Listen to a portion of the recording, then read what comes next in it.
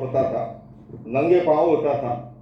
और जब 10, 15, 20 किलोमीटर का वेट करते शहर में से जब प्रवेश करते गुजरते, रास्ते में देखता भी था कहीं महावीर क्लॉथ स्टोर है, कहीं अरियन ज्वेलर्स लिखा हुआ है, कहीं ऋषभ प्रोविजन स्टोर है। पर वो अंदर बैठा हुआ बंदा है ना, साधु जी 15 किलोमीटर से चल के आ रहे, वो पहले तो पट्टी नापता है, फिर वो ठूट की तरह बैठे ही रहता है, खड़ा ही नहीं होता। ये हमारे नहीं है, ये जमीनी सच्चाई है यहाँ की। आज भी चांदनी चौक से एक गुजर जाए, अगर ये उसकी परंपरा के नहीं है तो वहां से श्रावक उठता तक भी नहीं। और विदेशों में क्या हुआ, यूनिटी के कारण से, और दुनिया का नियम है united we stand, divided we fall. आज हिंदुस्तान में सबसे ज्यादा पीसफुल कम्युनिटी अगर कोई है वो जैन समाज। सबसे ज्यादा रेवेन्यू चुकाने वाला है, सबसे ज्यादा जन कल्याणकारी कामों को करने वाला है। पर नेशनल क्षितिज पर मूल्यांकन कहाँ है? पूरी पार्लियामेंट में घूमिया और 4 लोग नहीं है आपके। विधानसभा के पहले तो आपको कोई टिकट देता नहीं, देता है तो ऐसी जगह से देगा पर हारी जाओगी, और थोड़ी बहुत जीतने की संभावना हुई तो तुम्हारा भाई तुम्हें हरवा देगा। विदेशों में ये प्रॉब्लम नहीं है, और उसका कारण से क्या हुआ है, वहां जैनियों की आवाज व्हाइट हाउस में भी सुनाई देती है, यूनाइटेड नेशंस में भी सुनाई देती है। मुझे जब पहला अंतर्राष्ट्रीय योग दिवस था, भारत सरकार की ओर से कार्यक्रम था यूनाइटेड नेशंस के मंच पर, बहन सुषमा जी तब जीवित थी, विदेश मंत्री, और मुझे उसे संबोधित करने का पहले अंतर्राष्ट्रीय योग दिवस का अवसर मिला। यूएन सेक्रेटरी जनरल बान की मून थे, आर्ट ऑफ लिविंग के श्री रविशंकर जी। फिर मैंने वहां जैन धर्म की क्या विशेषता आपको बताऊं, एक ही तर्क ने सबको निरुत्तर कर दिया था, और वो ये था, मैंने ये कहा कि जैन धर्म कितना प्राचीन है, उसका एक ही उदाहरण काफी है कि योग और ध्यान कितना प्राचीन है। मैंने कहा भगवान महावीर से लेके भगवान ऋषभ से लेके भगवान महावीर तक जितनी भी प्रतिमाएं मिलती हैं, वे सारी की सारी ध्यान और योग की मुद्रा में मिलती है। इससे बड़ा क्या प्रमाण है? आप चाहे बाहुबली जी की मूर्ति देखो, है ना, कायोस्तर की मुद्रा में है। आप कोई भी तीर्थंकर की वो मूर्ति आज तो नहीं गाड़ी हमने जमीन में, सैकड़ों हजारों वर्षों पूर्व निकली है, फिर भी पद्मासन में है, सुखासन में है, ध्यानासन में है, कायोस्तर के अंदर। आज विदेशों के अंदर मैं समझता हूं अधिकांश व्यापारी लोग हैं, मैं आपको व्यापार की भाषा में अगर कहूं ना, जैनियों सुन लो कान खोल के, इससे अधिक स्वर्णिम काल और नहीं मिलेगा जैनिज्म के विचारों को फैलाने का। कोविड के बाद में कितना वातावरण तैयार हुआ है, क्योंकि जैसे मैंने आपको कहा सन 2015 में मैं यूएनओ को संबोधित किया, उसके बाद लगातार 5 साल तक 15, 16, 17, 18, 19, 20, 21 में कोविड आ गया, तो 21 में जूम पर कार्यक्रम था। और जब 5 साल से हर साल मिलते हैं तो दोस्ती मित्रता हो जाती है। तो जूम पर कार्यक्रम शुरू हो रहा था, उससे पहले सारे गोरे थे उसमें, जो यूएनओ में काम करते हैं एनजीओ, वो सारे थे। तो शुरू होने से पहले ऐसे ही आपस में बातचीत हल्की फुल्की सी विनोद की भाषा में बोले, देखिए आचार्य जी, हम सब देखो जैनिज्म में कन्वर्ट हो गए, क्योंकि मास्क लगा के बैठे थे। तो मैंने भी हंसते उसने कहा, मैंने देखो मैं तो उस गुरु के हाथों दीक्षित हुआ हूं जो कहते थे बेटा कोई जैन बने या ना बने, गुड मैन बनना चाहिए, और गुड मैन है तो ऑटोमेटिकली जैन है, और गुड मैन नहीं है तो चाहे कहीं की जन्म क्यों न ले। तो कोविड काल के बाद में जैन लाइफ स्टाइल, जैन जीवन शैली, उसके प्रति भी एक आकर्षण पैदा हुआ है। और मैं ये अतिशयोक्तिपूर्ण नहीं कह रहा हूं, कोविड काल में मृत्यु दर अगर कम हुई है, उसमें एक बड़ा कारण जो है वो जैन लाइफ स्टाइल था। आजकल बाहर के देशों में अजय जी वो एक फास्ट चल पड़ा है, क्या बोलते हैं उसको, 14 घंटे का, है ना, देखो सबको पता है। मैं ये जानबूझ के नाम बोल सकता था, मैंने कहा देखूं टेस्ट ले रहा था, ये सबको पता है। वह गोरे उपवास करके आते हैं, वो आजकल सैकड़ों हजारों गोरे उपवास करते हैं। और मुझे बता रहे थे, क्योंकि इस समान मेरे पर्यूषण थे सियाटल में, और सियाटल में अमेजन कंपनी का भी हेडक्वार्टर है, माइक्रोसॉफ्ट का भी हेडक्वार्टर वहां पर है, टी मोबाइल का भी वहां है, तो मुझे बता रहे थे अपने जैन समाज के लोग के बेटे गोरे उपवास करके आते हैं, अगले दिन हमें बताते हैं यार इस उपवास से तो जो है आज बल्कि मैं हल्का महसूस कर रहा हूँ, आज जो मेरी एनर्जी लेवल ये हो गया। उसने कहा रे हम जन्मते यही करते आ रहे हैं। ये साइंटिफिक है जैन दर्शन। और अब दुनिया को समझ में आने लगा, भगवान महावीर ने साकार को महत्व दिया और साकार से भी आगे अब तो जाकर के गोरे विघन बनते जा रहे हैं। तो बंधुओं और बहनों, ये स्वर्णिम काल है जैन दर्शन को, जैनिज्म को फैलाने के लिए। और मैं आपसे कहना चाहूंगा, चाहे आप आध्यात्मिक दृष्टि से और चाहे भौतिक दृष्टि से क्यों ना, मैंने कहा ना कि वेलनेस सबसे बड़ा उद्योग बन गया है। यहाँ आजकल काम धंधे नहीं आ रहे, काम धंधे बहुत है, दिमाग काम में ले, दुनिया तैयार बैठी है तुमसे जुड़ने के लिए, केवल जैन जीवन शैली को। लेकिन हाँ अजय जी, मैं ये जरूर कहूंगा कि दुनिया जिस भाषा में समझती है, हमें मूल का जमाना प्रेजेंटेशन और पैकिंग का है। योग तो पहले भी था, बाबा रामदेव ने मार्केट के फंडे काम में लिए, आज योग उनके नाम से प्रख्यात हो गए। तो हमारी नई जनरेशन किस भाषा में समझती है ना? आप ये शिकायत तो करते हो, हम क्या करें, बच्चे नहीं आते हैं। ये तो अजय जी आपके कारण से ज्यादातर युवा लोग दिखाई दे रहे हैं मुझे, है ना? मैं पूछता हूं बच्चे क्यों आए, आप बताओ, आप ऐसा क्या करते हो कि बच्चों को आना चाहिए? अब ये पुरानी पीढ़ी थी, वो तो तहत खमा बोल देती थी। आज के बच्चे पूछते हैं, व्हाट वाई व्हेन, क्वेश्चन करते हैं। उन्हें अगर लगे कि हमारा जाने से हमने जो गैस पेट्रोल डीजल खर्च किया, समय खर्च किया, वो सार्थक हुआ है, वो दोबारा भी आएंगे। और मैंने देखा है अजय जी के पास ऐसे क्लाइंट अधिकांश आते हैं क्योंकि ये साइंटिफिक वे से, साइंटिफिक तरीके से समझाते हैं। और उन्होंने इस विषय पे लिखा भी है, मैंने इनकी पुस्तक को पढ़ा है। और मैं ये कह सकता हूँ कि इनका वो ग्रंथ इतना पठनीय है, इतना मननीय है, इतना चिंतनीय है और वो जीवन में उतारने के लायक है। मैं अधिक लंबा समय नहीं लूंगा और मुनिराजों को भी सुनना है। मैं अंत में आपसे भी यही कहना चाहता हूँ कि हम सब मिलकर के, भाई अजय जी ने आज कई प्रतिभाओं को सम्मानित करने का भी अवसर रखा है, ये भी एक प्रेरक बात है कि खुद अच्छे काम करना, क्योंकि जैन दर्शन के 3 शब्द है ना, करना, कराना, अनुमोदन करना। मन से, वचन से, काया से खुद श्रेष्ठ काम करते हैं और दूसरे जो श्रेष्ठ काम कर रहे हैं उनको भी प्रोत्साहित करना, ये गुणग्राहकता, ये प्रमोद भावना है ना, इसकी आज जरूरत है। एक दूसरे की टांग खिंचाई करते हैं, है ना। त्याग जो है, असली त्याग है अपने अहंकार और ममकार को मारना। भगवान महावीर ने कहा कषाय मुक्ति किल मुक्ति रेवे, जो कषाय से मुक्त है वही मुक्त होगा। ये श्वेतांबर, पीतांबर, दिगंबर, ये कोई बड़ी बातें नहीं है, ये स्थूल बातें हैं। मूल बात है अपने राग द्वेष को जीतना, कषाय को जीतना, क्रोध मान माया लोभ को जीतना, है ना। असली तपस्या वो है ईर्ष्या को जीतना, दूसरे को गिराना, केकड़ा वृत्ति को खत्म करना। तो सचमुच में मैं अजय जी के प्रयासों की बहुत बहुत सराहना करता हूं और अपनी बात को फिर से इसलिए संपन्न कर रहा हूं कि औरों को भी मैं ठीक से सुन सकूं।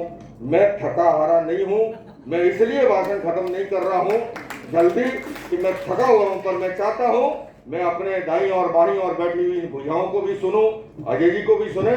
तो आइए, बात सरल बलिदान कठिन है, पतन सहज उत्थान कठिन है, गाता है खंडर का हर पत्थर, ध्वंस सरल निर्माण कठिन है। अजय जी जो निर्माण का काम कर रहे हैं, जो सृजन का काम कर रहे हैं, जो उत्थान का काम कर रहे हैं, उसकी हम सब भी अनुमोदना करें, सराहना करें।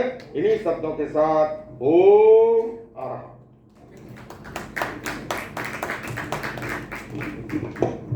लोकेश मुनि जी को सुनने के बाद हमें ये तो पता लगा कि हम क्या हैं और हमें भी क्या होना है, तभी हमारे इन गुरुओं की सार्थकता सिद्ध हो पाएगी। ये हमें सभी को अपने आप से प्रण करना ही होगा। अब मैं आचार्य विवेक मुनि जी को अर्हम योग विषय पर विचार रखने के लिए आमंत्रित करता हूँ।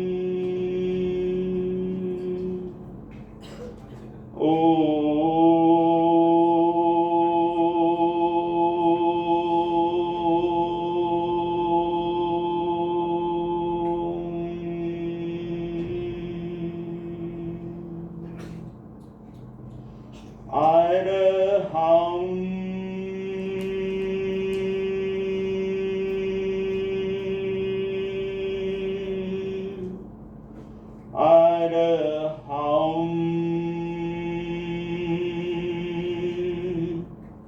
अरहं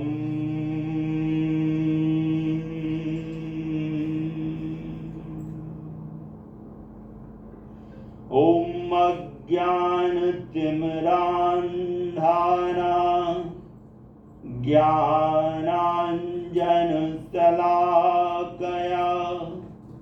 चक्षुरुन्मीलितं येन तस्मै श्रीगुरुवे नमः।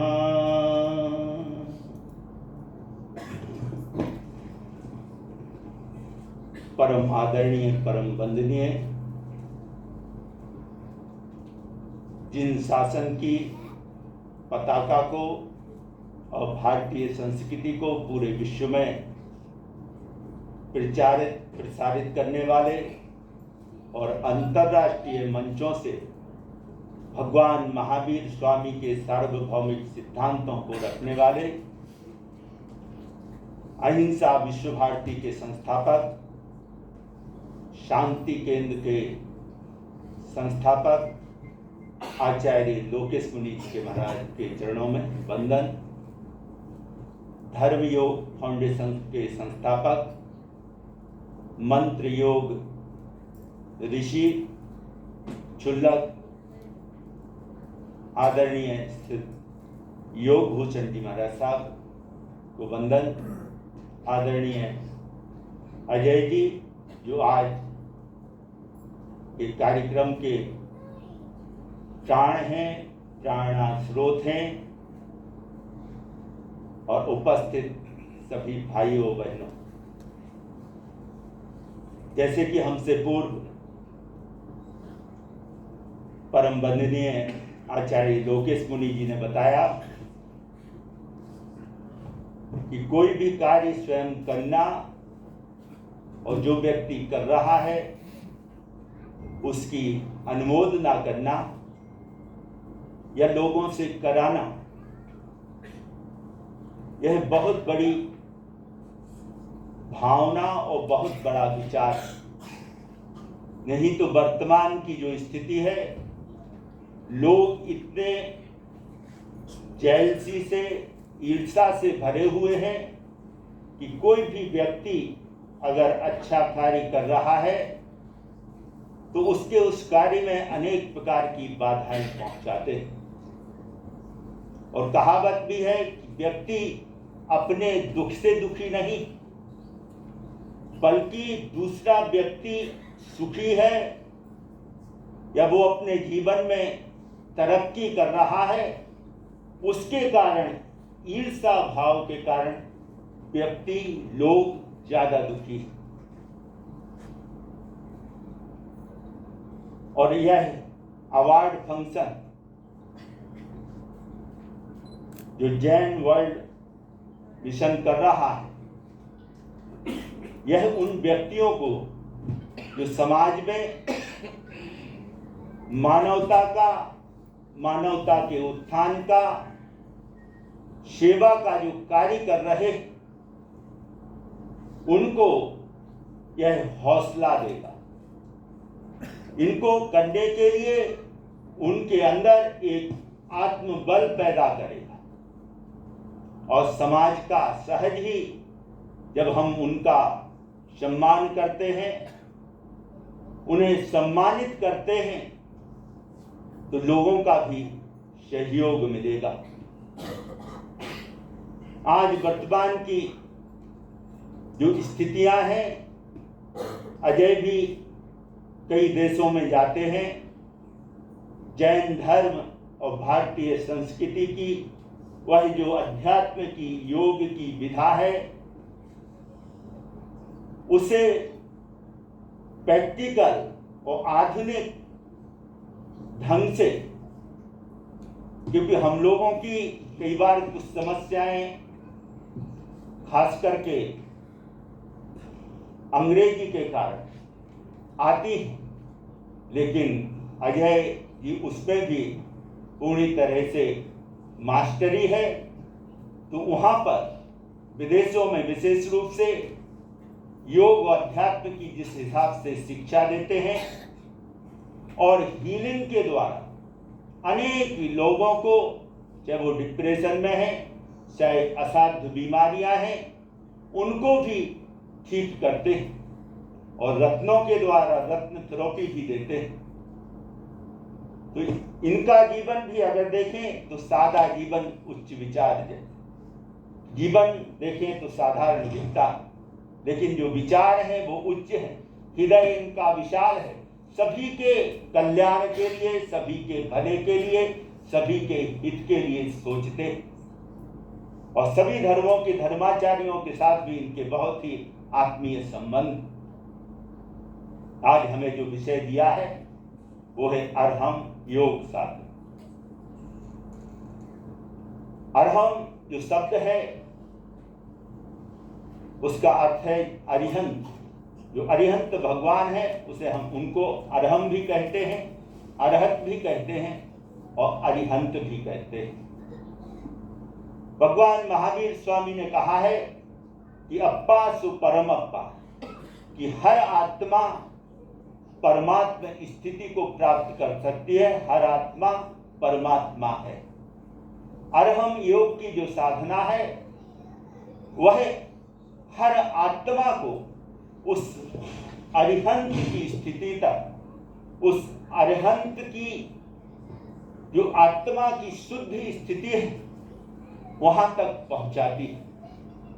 क्योंकि तीर्थंकर अगर देखें तो 24 ही है, लेकिन अरिहंत अनंत अनंत आत्माएं अरिहंत हुई और हर आत्मा का ये जन्म सिद्ध अधिकार है कि वह अगर साधना करे, ध्यान करे, तो वह हर आत्मा अरिहंत बन सकती है, अरिहंत की उस अवस्था को प्राप्त कर सकती है। तो अरहम योग हमारी आत्मा को अरिहंत तक की मंजिल तक पहुंचाने की जो साधना है, जो मार्ग है, वह अरहम योग है। महर्षि पातंजलि की भी अगर अष्टांग योग की साधना देखें तो उसमें भी शुरुआत यम से होती है। पहला जो अष्टांग योग का अंग है वो है यम। और यम में 5 चरण, जिसमें सत्य है, अहिंसा है, आश्चर्य है, ब्रह्मचार्य है और अपरिग्रह। जैन धर्म के ये 5 अनुवृत्त कहें या महावृत्त कहें, ये यम में होते हैं। यम के पालन से स्वस्थ समाज का निर्माण होता है। कोई व्यक्ति धर्म को मानता है या नहीं मानता, लेकिन आप देखें दुनिया के जितने भी लोग हैं या जितने भी राष्ट्र हैं, वो इन 5 व्रतों का किसी ना किसी रूप में कुछ ना कुछ अंश में पालन करते हैं। ऐसा विश्व का कौन सा देश है जो अहिंसा को ना मानता? ऐसा कौन सा देश है जो हिंसा की खुली छूट देता है? कोई भी राष्ट्र हिंसा की खुली छूट नहीं देता। उसके भी अपने नियम हैं, कितने अंशों में, कितने रूप में, किस रूप में वो अहिंसा को मानता है, लेकिन मानता। और हर व्यक्ति का अगर जीवन देखें तो कौन सा ऐसा व्यक्ति है जो चाहता है कि हमारे साथ में हिंसा का व्यवहार हो या हमारे साथ कोई हिंसा करे? कोई भी जीव, कोई भी आत्मा नहीं चाहती। सभी जीव यह चाहते हैं कि हमारे से हर व्यक्ति अहिंसात्मक व्यवहार करे। तो अहिंसा, सत्य। कोई व्यक्ति चाहता है कि दूसरा व्यक्ति हमसे असत्य बोले, झूठ बोले? कोई भी नहीं चाहता। सभी चाहते हैं कि हर व्यक्ति में से सत्य बोले, सही बोले, झूठ ना बोले। और कोई भी अपने जीवन में चाहता है कि कोई हमारी चोरी करे, अचोरी।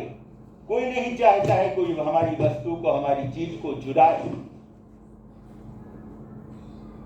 और उसी प्रकार से ब्रह्मचारी और अपरिग्रह, इसमें भी कोई दूसरा नहीं है। कोई नहीं चाहता है कि कोई हमारे धन को छीने या धन का छीन करके उसका दुरुपयोग करे। तो जिस प्रकार से इन पंच महाव्रतों को हम चाहते हैं कि दूसरा हमसे वैसा ही व्यवहार करे, अहिंसात्मक तरीके से, उसी प्रकार से भगवान महावीर कहते हैं कि हमें भी दूसरे अन्य प्राणियों के साथ में कैसा व्यवहार करना चाहिए। इसलिए जो सूत्र दिया है कि जम इच्छसी अपृणत्तो, जम चय न इच्छसी अपृणत्तो, तम इच्छ परस्बिया इति गम जिन शासना। जैसा व्यवहार हम अपने लिए दूसरे जीवों से, दूसरे लोगों से चाहते हैं, वैसा ही व्यवहार हम अन्य जीवों के साथ में, अन्य लोगों के साथ में, अन्य आत्माओं के साथ में करें। और जैसा व्यवहार हमें स्वयं पसंद नहीं है, जो हमें अच्छा नहीं लगता है, वैसा व्यवहार हम अन्य जीवों के साथ में, अन्य प्राणियों के साथ भी ना करें। इति एकदम जिन शासन, इतना ही जिन शासन है, इतना ही जिन शासन का सार है। इन पंच महाव्रतों के पालन से क्या होता है? हमारी जो चेतना बहिर्मुख है वो अंतर्मुख बननी शुरू होती है। क्योंकि जहां भी हिंसा के विचार होंगे, भाव होंगे, आपकी चेतना का, आत्मा का जो प्रवाह है वो बहिर्मुख होगा, जिसे भगवान महावीर ने कहा है बहिरात्मा। वो बाहर व्यक्तियों पर, वस्तुओं पर, चीजों पर जाएगा।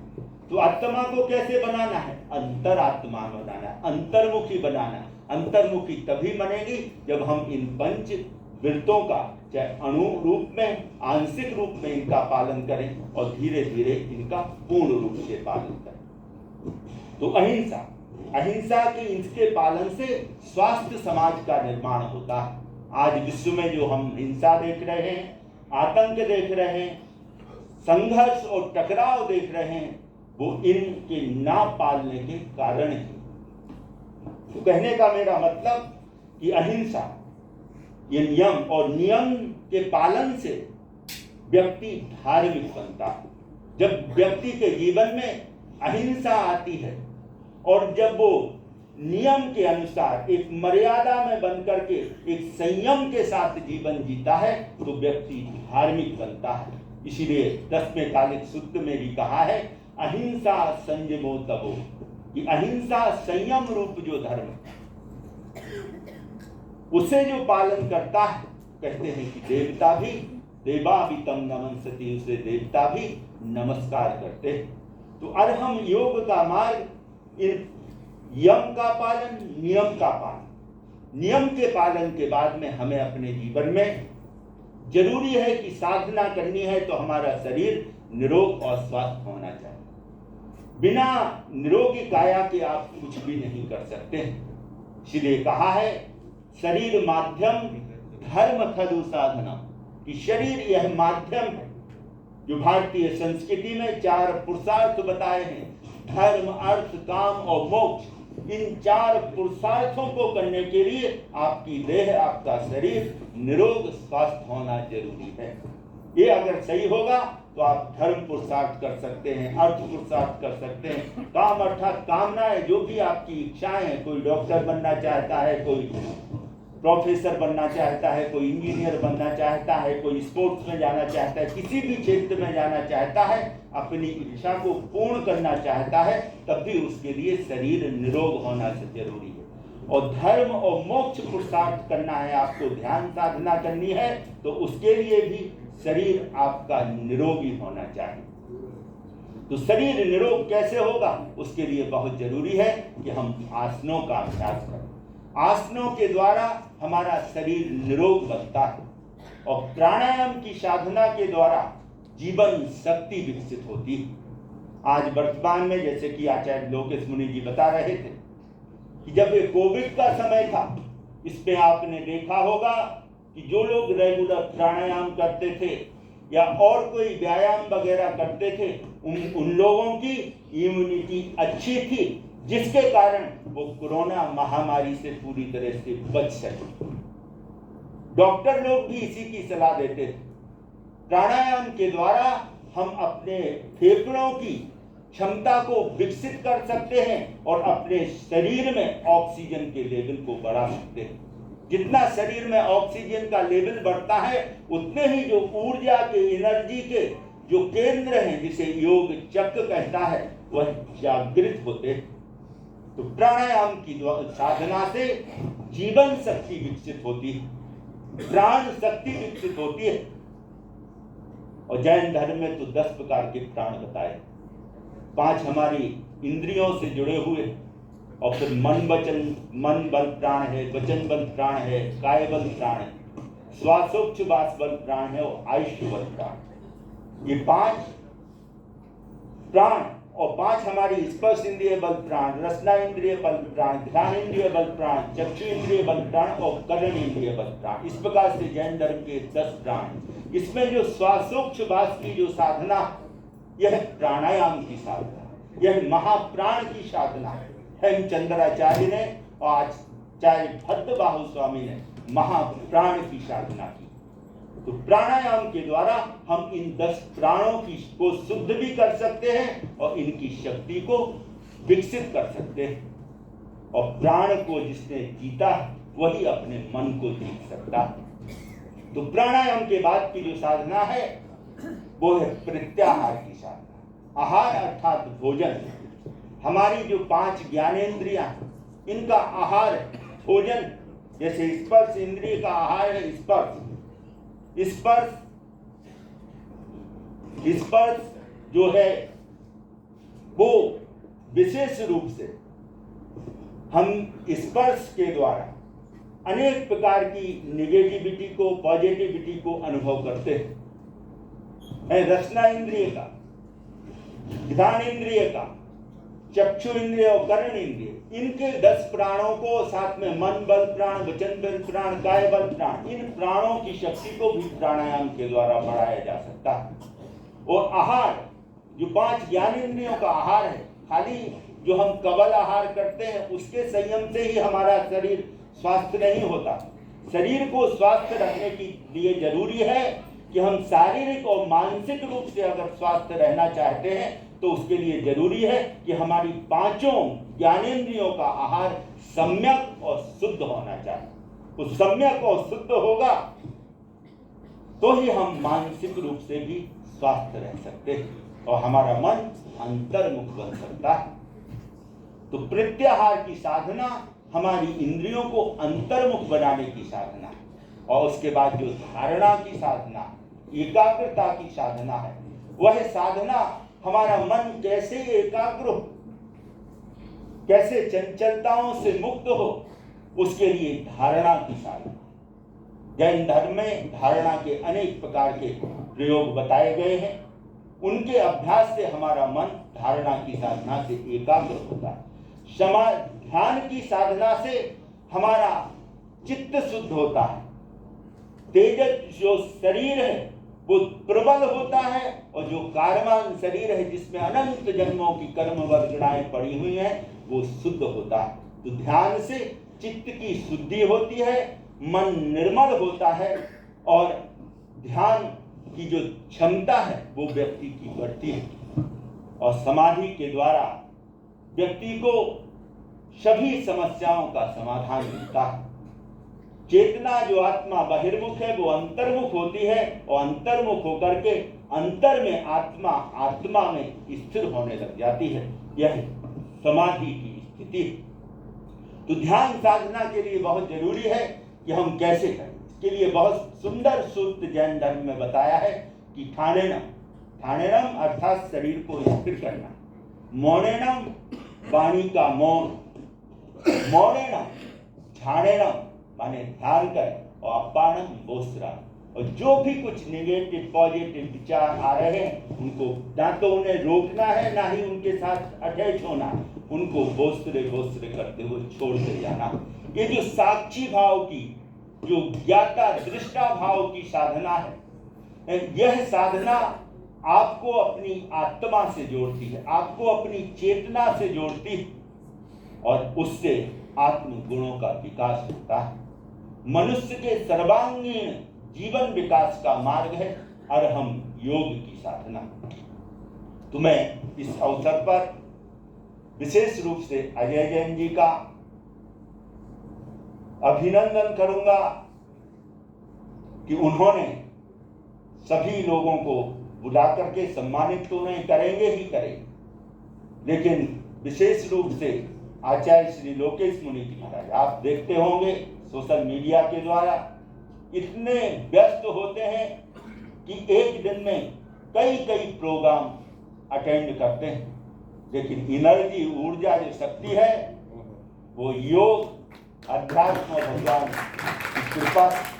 आज भी देखें जयपुर से आए, कल गए, कल भी जयपुर और गुड़गांव भी कई कार्यक्रम थे। तो कहने का मेरा मतलब कि योग शक्ति के द्वारा हम अपने जीवन का सर्वांगीण विकास कर सकते हैं। और आज के समय में क्योंकि बाह्य जो परिस्थितियां हैं या समस्याएं हैं वो कम होने वाली नहीं, प्राकृतिक आपदाएं भी बढ़ेंगी, बीमारियां भी बढ़ेंगी, रोग भी बढ़ेंगे। उसमें अगर हम अपनी आंतरिक शक्ति को विकसित कर सके, अपनी इम्यूनिटी बढ़ा सके, तभी हम रोगों से बच सकते हैं।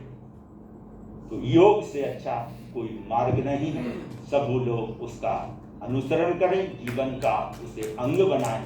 इन्हीं मंगल भावों के साथ ओम अरहम ओम शांति। जैसा कि मुनि श्री ने अभी हमें बताया अरहम ध्यान योग का, एक एक्सपीरियंस मैं अपना भी बताऊंगी कि जब वो फर्स्ट सेकंड थर्ड लेवल के कोरोना आए थे तो मेरे घर में ऑल टाइम कोरोना जब भी हुआ, लेकिन मैंने उन सब की सेवा की, और उस तरह से सेवा जैसे एक नॉर्मल हम डिजीज़ में करते हैं, मतलब उनके साथ बैठना, खाना खिलाना। बट अरहम ध्यान योग उस टाइम में सीख रही थी केवल, और उसकी कृपा से मुझे आज तक मैं स्वस्थ हूँ, भगवान की कृपा से और अरहम ध्यान योग की वजह से। तो ये तो मैंने इतना अच्छा एक्सपीरियंस किया। उसमें अब हम अरहम ध्यान योग के किड्स के भी सेशन लेते हैं और बड़ों के भी, तो वो भी हम सैटरडे संडे आप बता सकते हैं, जो कि जैसे मुनि श्री ने बताया कि हम बच्चों को कैसे सिखाएं। तो यदि टाइम समय होगा तो आज भी हम 5 to 10 मिनट्स में बता सकते हैं। और अब हम योग भूषण महाराज से निवेदन